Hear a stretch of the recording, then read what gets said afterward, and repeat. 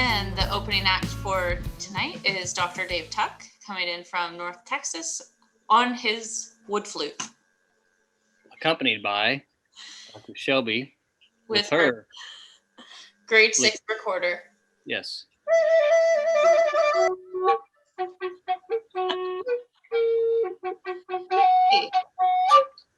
You're actually kind of good.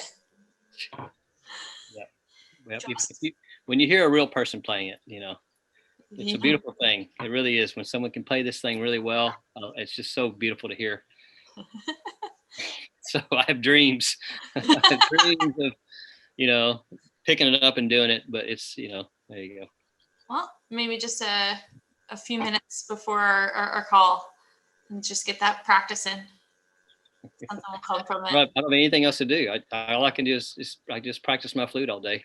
What do they say? You do 10 hours a day of something, or I forget, but after, if I do put a few hundred hours in, I'd be amazing.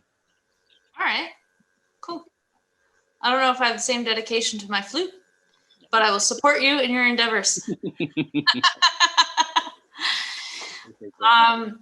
So why don't we do part 2? We had a little bit of tech difficulties with the last video. We were talking about the mind, body, and how our emotions can wreak some havoc, or at least give us feedback within our body and show up with symptoms. So where do you want to dive with that? I just think, nowadays, with the way healthcare is going, I mean, you just can't afford to wait to get sick, because it doesn't take care. We have to take care of ourselves now. So learning how to master the ability to manage your health and wellness by paying attention to the body's physiology and the body's symptoms and the feedbacks that we're given when we have an overabundance of stress, either physical, chemical, or emotional. Because, to be honest, any symptom you're having is going to be 1, 2, or 3 of those, are all a combination. My experience is it's usually a combination of all those things that patients and clients come in. And so I think to be able to learn how to decipher on your own what's going on and take action, I think is really a valuable tool for our clients to master. I agree. And when I began to empower other areas of my life as well, whether that be within my health or within my relationships or within my finances, you really start to see that mastering your emotions is so pivotal for all of those areas, right? You hear Warren Buffett, he has some quote, I'm not even going to try to remember what it is, but it was about, like, if you can't manage your emotions, you're not going to be able to manage your finances.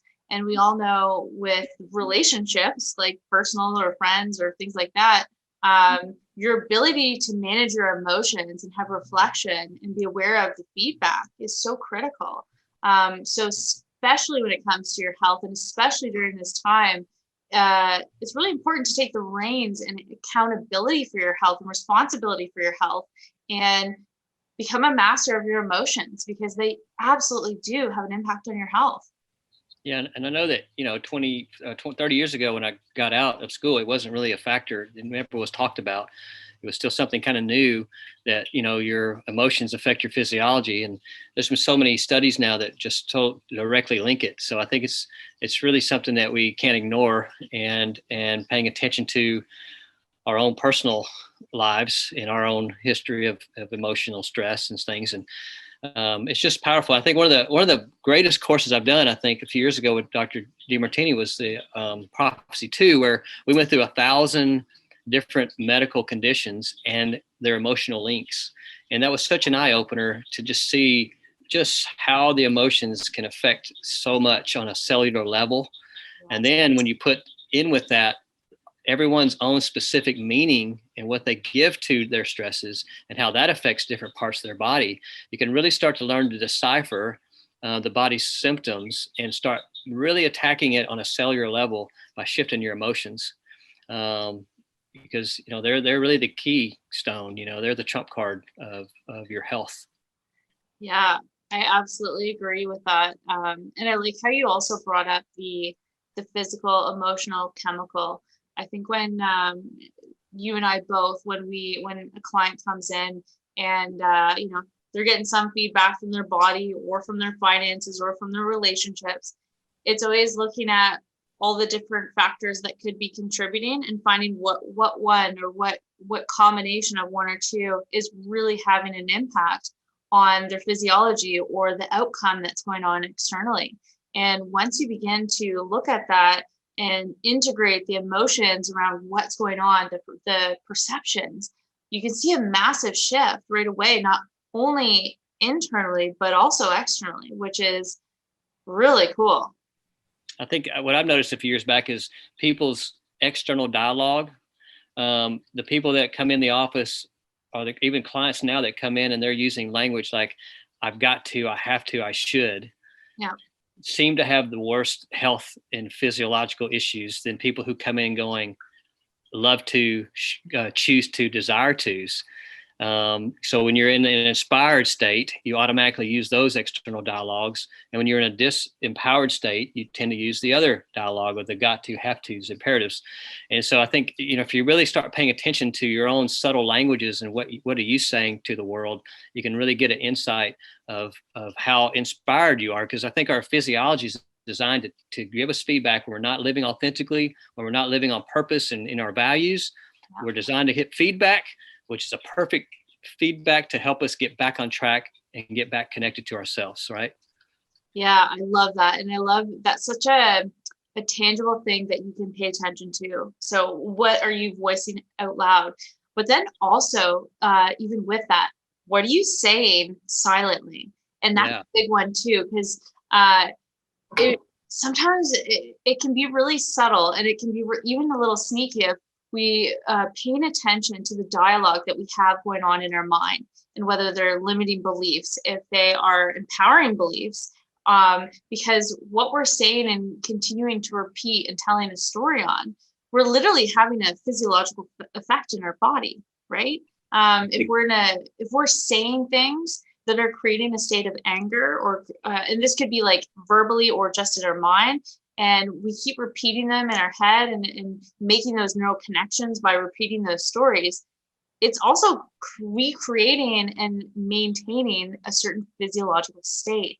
So that one can be a little bit trickier to really pay attention to and catch those ways that you're talking to yourself or even about yourself. But so important. So I love that you brought that up. Yeah, and you think about this every day we have new cells forming, we got old cells dying.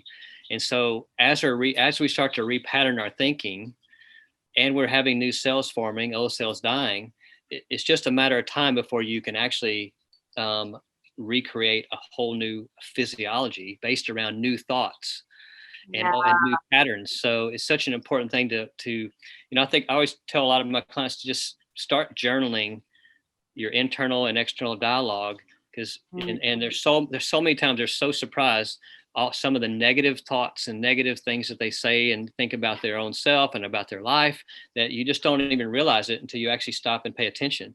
And it becomes a habit. You start habitually saying certain things because maybe ever since you're a kid, you said certain things, or your parents modeled certain things, and you don't even realize that it just has become natural.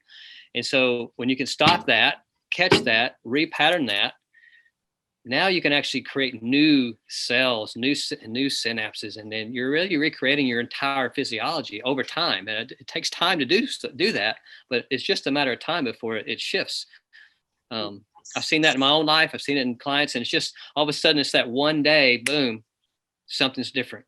You wake up and something's different because you've shifted your thinking, and now it's ingrained. Yeah. I love that. Yeah. Such a good thing.